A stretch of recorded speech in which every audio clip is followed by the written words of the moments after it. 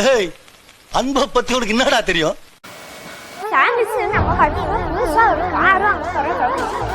Hello buddies, நான் உங்கள் சந்தோஷ். நம்ம இன்னைக்கு பார்க்க போகிற டாபிக் ரீசெண்டாக ஒரு வீடியோ ரொம்பவே வைரல் ஆச்சு. அது என்ன அப்படின்னா, ஹலோ ஃபேமிலிஸு அப்படின்ட்டு பாவமான மூஞ்சி வச்சுக்கிட்டு ஒரு 15 வயசு பையன் ஸ்கேம் பண்ண ஒரு வீடியோ தான் அது. கிட்டத்தட்ட ஏகப்பட்ட யூடியூபர்ஸ் அவன் ஸ்கேம் பண்ணதை சொல்லி சொல்லி சொல்லி சொல்லி ஆல்ரெடி நிறைய வீடியோ போட்டாங்க. ஸோ நான் மறுபடியும் அதே டாபிக் எடுத்து பேசினா கண்டிப்பாக நீங்கள் ஸ்கிப் பண்ணிடுவீங்க. அப்போ என்ன இதுக்குடா தம்ப்ளைன் அந்த மாதிரி இருந்துச்சுன்னு நீங்கள் சொல்கிறது எனக்கு சொல்லாமலேயே புரிய வருது.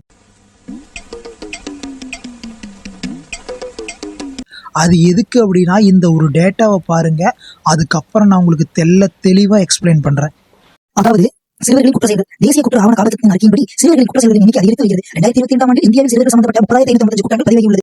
இப்போ எதனால நான் இந்த டீட்டெயிலை காட்டினேன் அப்படின்னா, பேசின எல்லா யூடியூபர்ஸுமே அவனை அடிச்சது ஓகே, அவனை திட்டினது ஓகே, ஆனால் அவனை தனிப்பட்டு அடிக்கிறதுனால இந்த பிரச்சனை தீருமா? கண்டிப்பாக தீராது. ஏன் அப்படின்னா, இந்த குற்றத்தை ஏகப்பட்ட சின்ன பசங்க பண்ணுறது, அண்டர் 18 ஏகப்பட்ட பேர் பண்ணுறாங்க. அப்போது நம்ம இதில் அவனை அடிக்கிறதுனால ஒரு பிரயோஜனமும் கிடையாது. அந்த சிஸ்டத்தையே உடைக்கணும். அப்படி உடைச்சாதான் கண்டிப்பாக நம்மளுக்கு ஒரு பர்மனெண்ட் தீர்வு கிடைக்கும். இந்த ஸ்கேமில் நீங்களும் சரி, நானும் சரி, எல்லாருமே சரி இன்டைரக்டாக இன்வால்வ் ஆகிருக்குங்க. அதுதான் ஒரு டார்க்கான ட்ரூத்து. ஸோ இதை நீங்கள் ஃபுல்லாக தெரிஞ்சுக்கணுன்னா, ஏன் இப்படி நடந்துச்சு, இந்த மாதிரி எப்படிலாம் போய் ட்ராப்புக்குள்ளே விழறாங்க, நம்ம மறுபடியும் இந்த மாதிரி விழக்கூடாதா, இவனுங்களை எப்படி நம்ம என்கரேஜ் பண்ணுறாங்க அப்படிங்கிற ஒரு உண்மையை நீங்கள் தெரிஞ்சுக்கணும் அப்படின்னா மறக்காமல் வீடியோ ஸ்கிப் பண்ணாமல் பாருங்கள். நான் டீட்டெயிலாக 1 by 1 சொல்கிறேன். சின்ன வயசில் நம்ம எல்லாருக்குமே ஒன்று யோசிச்சிருப்போம். அது என்ன அப்படின்னா, சீக்கிரமாக பணக்காரன் ஆகிறதுக்கு ஏதாவது ஷார்ட்கட் இருந்தால் நல்லாயிருக்கும், நமக்கு கோடியாக பணம் கிடைச்சா நல்லாயிருக்கும் அப்படின்ட்டு பணத்தை எப்படி சீக்கிரமாக சேர்க்கணும் அப்படிங்கிறதுலே யோசிச்சிருப்போம். ஆனால் இந்த தாட்டு ரொம்பவே நார்மல் தான், அது எல்லாருக்குள்ளேயும் இருக்கும். ஆனால் இதை ஒரு சிலர் லிமிட்டுக்குள்ளே வச்சுப்பாங்க. ஏன்னா ஒரு லிமிட்டுக்கு மேலே போனால் அது தப்புங்கிறது நமக்கு தெரியும். ஆனால் சில பேர் அந்த லிமிட்டை தாண்டி டேஞ்சர் ஜோனுக்குள்ளே போய் விழுந்துருவாங்க. இப்போது நீங்களே ஹானஸ்ட்டாக உங்கள் மனசாட்சியை தொட்டு சொல்லுங்கள். நான் சொல்கிறத ஜஸ்ட் இமேஜின் பண்ணிக்கோங்க. நீங்கள் இருக்கீங்க, உங்களோட ரைட் சைடில் ஒரு 22 இயர்ஸ் பையன் இருக்கான், காலேஜ் படிச்சுட்டு இருக்கான், ஓகே நல்லா தான் படிக்கிறான். இதுவே உங்களோட லெஃப்ட் சைடில் ஒரு 15 வயசு பையனோ 16 வயசு பையனோ யாரோ ஒருத்தர் இமேஜின் பண்ணிக்கோங்க, அண்டர் 18 அவன் BMW கார் வச்சுருக்கான், BMW பைக் வச்சுருக்கான், இது எல்லாமே அவன் சொந்தமாக ஏர்ன் பண்ணியிருக்கான். அப்படின்னா நீங்கள் இந்த 2 பேர்த்தில் யாருக்கு வேல்யூ கொடுப்பீங்க? இது நம்ம லிஸ்ட்லயே இல்லையே. கண்டிப்பாக நான் அடித்து சொல்கிறேன். என்ன சொல்லுவீங்க? அவன் போடுறா 15 வயசுலேயே கார் வச்சுருக்கான், பைக் வச்சுருக்கான், அவன்லாம் சரியான ரிச்சுடா, அவனும் சொந்தமாக சம்பாரிச்சிருக்கான்டா அப்படின்ட்டு. ஆனால் அதுக்கு பின்னாடி நீங்கள் எப்படி பார்ப்பீங்கன்னா, அவன் யூடியூப்லேருந்து சம்பாரிச்சிருக்கானா, பிஸ்னஸ்லேருந்து சம்பாரிச்சிருக்கானா அப்படின்னு மேலோட்டமாக மட்டும்தான் பார்ப்பீங்களே தவிர, உள்ளே போய் அவன் எப்படி இந்த அமௌண்ட்டை சம்பாரிச்சிருக்கான், அவன் கரெக்டான ஒரு வழியில் சம்பாரிச்சிருக்கானா இல்லையா அப்படிங்கிறத யாரும் பார்க்க மாட்டாங்க. அப்படியே ஒரு சில பேர் பார்த்தாலுமே அதை அவனுக்கு எடுத்து சொல்ல மாட்டாங்க, புரியவும் வைக்க மாட்டாங்க. ஏன்னா இந்த கேஸ்லேயே அவங்க அம்மாவே சப்போர்ட் பண்ணுறாங்க. அந்த பையன் அந்த கார் எடுக்கும்போது தம்பி சூப்பரப்பா அப்படின்னு முத்தம் கொடுக்குறாங்க.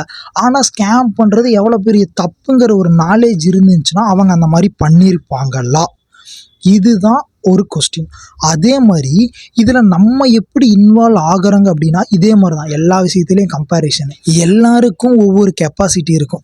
ஸ்போர்ட்ஸில் டாப்பில் இருக்கிற ஒரு பையனால் எஜுகேஷனில் டாப்பாக இருக்க முடியுமானா டவுட்டு.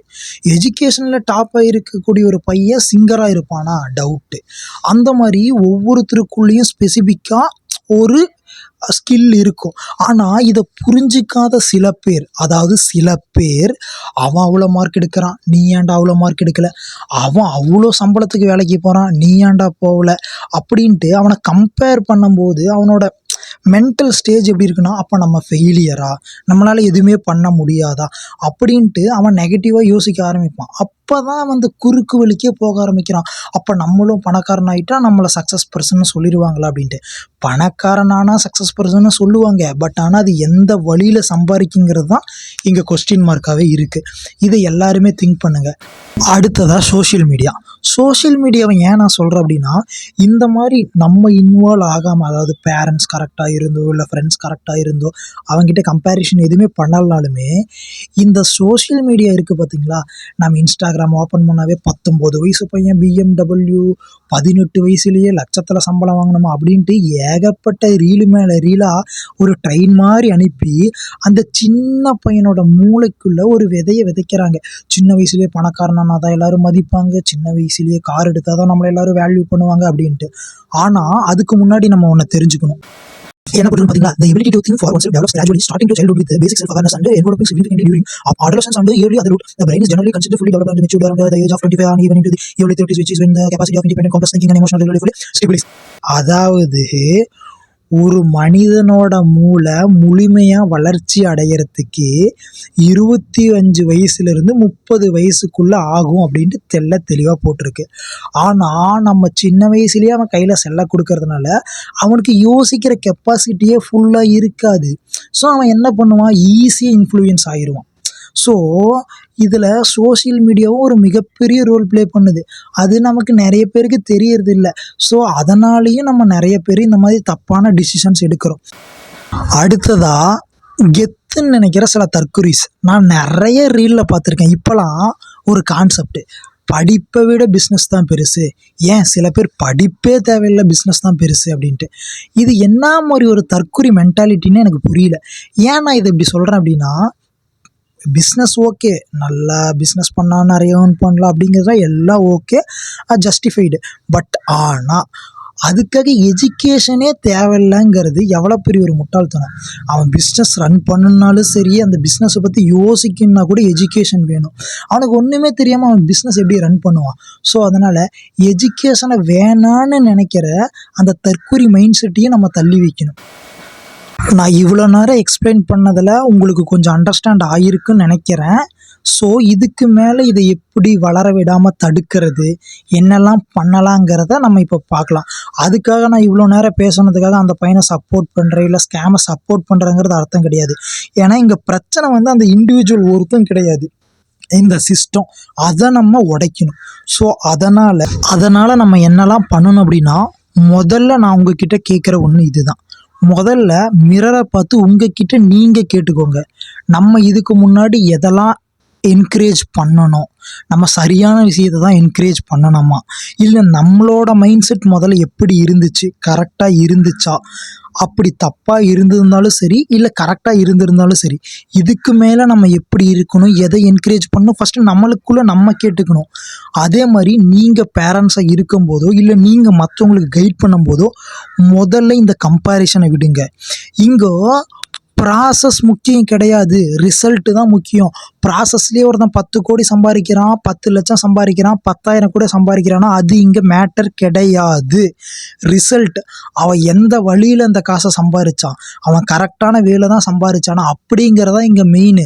ஸோ அதனால் இனிமேல் அவன் எவ்வளோ சம்பாதிக்கிறான், எந்த வயசில் சம்பாதிக்கிறாங்கிறத பார்க்காதீங்க.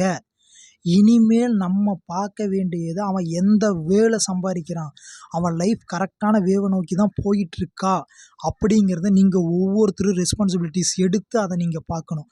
அப்போ தான் இந்த சிஸ்டமை நம்ம ஒட்டு மொத்தமாக உடைக்க முடியும்.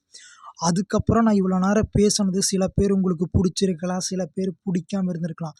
பட் எனக்கு நான் இந்த கேஸை ஸ்டடி பண்ணும்போது எனக்கு தோண ஹானஸ்டான தாட்ஸை தான் நான் இந்த வீடியோவில் சொல்லியிருக்கேன்.